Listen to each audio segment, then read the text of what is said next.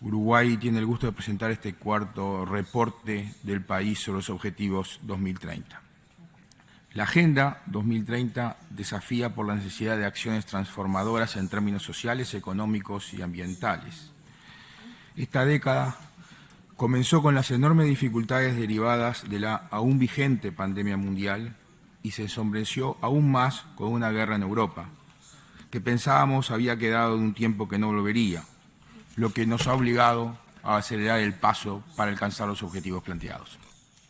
Lamentablemente, estos eventos han hecho retroceder en todo el mundo muchos de los avances alcanzados. No obstante, el gobierno de Uruguay decidió no apartarse del compromiso del cumplimiento de la agenda, dedicando esfuerzos y recursos para ellos.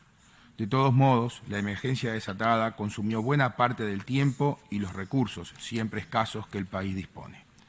generando nuevas y mayores dificultades. Al respecto, cabe destacar una campaña de vacunación que apeló a la conciencia de la población, la que, una vez más, de acuerdo a su historia, respondió masivamente, alcanzando en pocos meses una inmunización de más del 80% de los habitantes habilitados para inmunizarse. Quizás una anécdota nos ilustra al respecto. En los albores de la nación, allá por 1830, el presidente de la época le solicitaba a los curas que vacunen a sus feligreses. No menos importantes fueron las medidas adoptadas para sostener la economía en marcha y los distintos planes de ayuda a los más necesitados, todo lo cual significó una erogación excepcional del Tesoro que, en el año pasado, 21, adicionó otro 1.6% del PBI a lo ya erogado en el 2020, fondos que fueron canalizados a través de un fondo especial de emergencia creado. El compromiso de no dejar a nadie desamparado fue el leitmotiv de las acciones del gobierno durante este periodo, que, afortunadamente, al menos en sus aspectos más críticos, está quedando atrás. Uruguay es un país con larga tradición en políticas tendientes a lograr una sociedad integrada, con énfasis en la atención de los grupos más vulnerables. En 1876 se pone en marcha una reforma educativa, pilar de integración, armonización de la sociedad, bajo el principio del rector de la escuela laica, gratuita y obligatoria. Por la pandemia, el sistema educativo en su conjunto se enfrentó a circunstancias excepcionales, lo que implicó un esfuerzo para todos sus actores, muy especialmente para las comunidades educativas que vieron alteradas sus formas de convivencia y cotidianidad y se enfrentaron a tomar decisiones en una situación sin precedentes. Como toda circunstancia excepcional, requirió poner en juego capacidades y decisiones innovadoras y desafiantes. La incertidumbre propia de la situación impuso la necesidad de fortalecer el sistema a fin de continuar funcionando bajo circunstancias propias de la emergencia sanitaria, potenciando el acompañamiento a los estudiantes, los docentes y las familias, ideando y aplicando estrategias adecuadas en el marco de un proceso de enseñanzas y aprendizajes. A partir de las lecciones aprendidas durante el 20, en el año 2021 se contempló las circunstancias que tuvieran en cuenta múltiples necesidades que las comunidades educativas plantearon y atendiendo a las particularidades propias de la situación de pandemia que el país continuaba enfrentando. Se puso especial foco en la efectividad central en el estudiante, sus aprendizajes y desarrollos, y estableció una serie de objetivos que orientaron el trabajo, tanto en el periodo de no presencialidad como en el de presencialidad. La experiencia de la virtualidad constituyó un momento de aprendizaje y de refuerzo de plataformas educativas por parte de los docentes. Fue necesario replanificar estrategias pedagógicas y didácticas para lograr la transmisión de los contenidos en un formato al cual los docentes y estudiantes no estaban acostumbrados. Esta experiencia implicó un uso intensivo de herramientas informáticas que, si bien se consolidaron como un gran aliado del sistema educativo en la virtualidad, y un apoyo significativo en épocas normales, también demostraron que hay mucho camino por recorrer y que seguramente nunca se podrá igualar a la enseñanza presencial como base del sistema. Vale destacar que, en el marco de la pandemia, en atención a sus efectos socioeconómicos para la población en general y teniendo en cuenta la afectación del empleo femenino, a través del fondo implementado se crearon proyectos para la formación, para el empleo, y el apoyo a emprendimientos orientados a mujeres uruguayas inmigrantes en todo el país.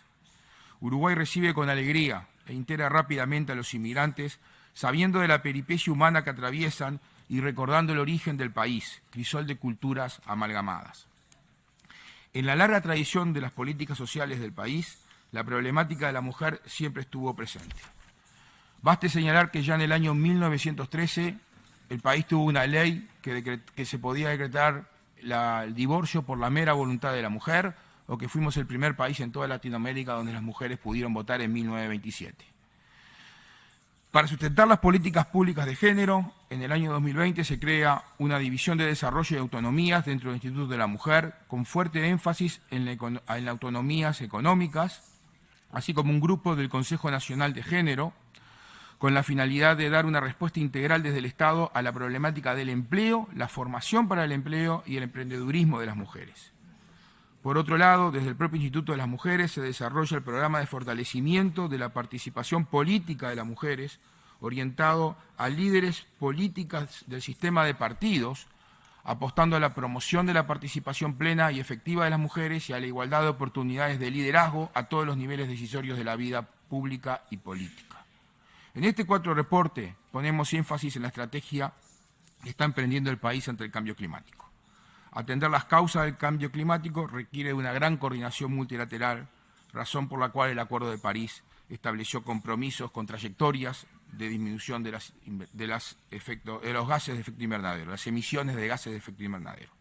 El país se comprometió a integrar los objetivos ambientales y de mitigación y adaptación al cambio climático en sus decisiones de política económica y para ello creó el Ministerio de Ambiente en agosto del año 2020 y en la Ley de Presupuesto Nacional del año 2024, para el año 2024, establece explícitamente la intención del Poder Ejecutivo de incorporar las metas nacionales de adaptación y mitigación del cambio climático en el análisis y concepción de la política económica, así como en la planificación de las finanzas públicas. Formalmente se incorporan los principios de Helsinki dentro de la planificación y diseño de las políticas económicas. Al respecto también cabe señalar los avances que realizó el país en los últimos años en el uso de nuevas energías renovables. La generación hidráulica era la principal fuente de energía del Uruguay desde varias décadas atrás,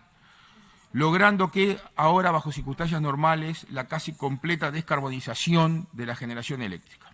Sin embargo, persiste un alto nivel de emisiones de dióxido de carbono asociados al transporte y la movilidad, y en este sentido está en marcha una segunda transición que incluye la reconversión de la matriz de hidrocarburos a energía eléctrica para el transporte público y movilidad, y el desarrollo de fuentes de generación de hidrógeno verde, siempre teniendo en cuenta los tiempos en la mejora tecnológica y los problemas de oferta que tiene el mundo hoy. En esta línea, Uruguay cuenta con un ámbito de coordinación interinstitucional del Sistema Nacional de Respuesta al Cambio Climático y una estrategia presentada en diciembre del año pasado, una estrategia a largo plazo de cambio climático que apunta a la neutralidad de emisiones de dióxido de carbono hacia el año 2050. Con relación a la gestión forestal sostenible, los avances más significativos se centran en la implementación de un programa de reducción de emisiones causadas por la deforestación y la degradación forestal, que crea las condiciones necesarias para implementar la gestión del bosque nativo, aumentando su stock de carbono. Uruguay recibió el apoyo del Fondo Conjunto de Naciones Unidas para los ODS a través de 2 programas a efecto de fortalecer el ecosistema de financiamiento. Uno, que busca establecer las capacidades y espacios de diálogo, marco normativo, métricas y vehículos financieros para el fortalecimiento y las alianzas público-privadas para el financiamiento de los ODS, y el otro, el cual está constituido por un fondo de energías renovables, que sería el primer vehículo financiero que cumpliría con los requisitos para ser considerado inversión de impacto, pieza clave en la segunda transición energética. Celebramos el restablecimiento en Uruguay de la red local del Pacto Global de Naciones Unidas, que potencia el interés de las empresas por el desarrollo sostenible, acompañándola en la adopción de modelos de negocios alineados a los ODS. Este pacto global contribuirá a estructurar la demanda de financiamiento como insumo y hoja de ruta de finanzas sostenibles y hará de ventanilla de trabajo con el gobierno para el desarrollo de la visión país, diálogos sectoriales, territoriales, testeo de regulaciones, capacitación, etcétera, con el sector empresarial interesado en la sostenibilidad. Señores, la velocidad de cambio requiere acciones coordinadas de los países y concomitantemente mayores recursos financieros bajo el principio de responsabilidades comunes pero diferenciadas, tal cual lo prevé el compromiso sobre el flujo de fondos desde países desarrollados hacia los en desarrollo. Los países emergentes y los países desarrollados necesitarán billones de dólares en inversión adicional anual durante décadas para construir una nueva infraestructura energética, a la vez de soportar los costos del cambio climático. Por su parte, quienes estamos más rezagados en los niveles de ingreso per cápita y bienestar, deberemos también dedicar la mayoría de nuestros recursos al desarrollo, porque sin crecimiento no habrá fondos para el financiamiento. Sin embargo, sabemos que los países enfrentamos finanzas públicas constreñidas por el mundo que emergió luego de la pandemia del COVID-19, en especial por el aumento de la deuda pública que debimos asumir.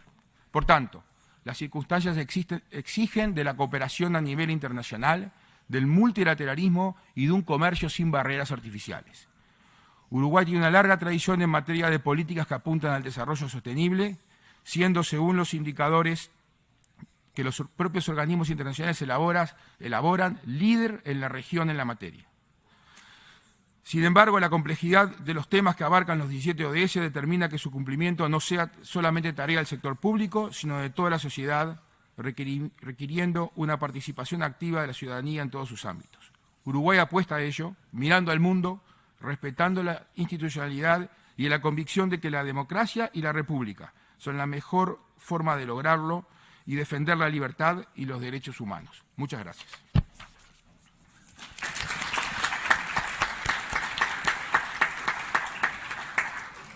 I thank Mr.